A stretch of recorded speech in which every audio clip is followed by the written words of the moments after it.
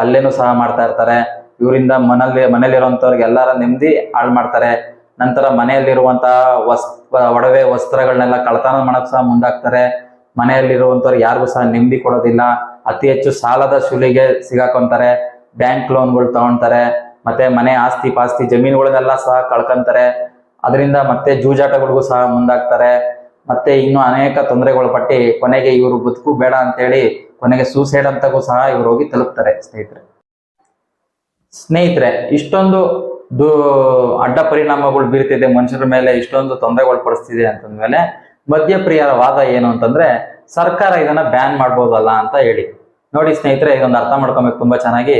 ಅತಿ ಹೆಚ್ಚು ಬಳಕೆಯಲ್ಲಿರುವಂತ ಪದಾರ್ಥಗಳು ಯಾವುದನ್ನು ಸಹ ಏಕಾಏಕಿ ಭಾರತ ದೇಶದಲ್ಲಿ ಬ್ಯಾನ್ ಮಾಡೋದಕ್ಕಾಗೋದಿಲ್ಲ. ಕಾರಣ ಏನು ಅಂತಂದ್ರೆ ಮದ್ಯ ನೋಡಿ ದೇಶದ 40% ಹೆಚ್ಚು ಜನ ಮದ್ಯ ಪ್ರಿಯರಿದ್ದಾರೆ. ಇದು ಏನಾಗುತ್ತೆ ಅಂತಂದ್ರೆ ಸರ್ಕಾರ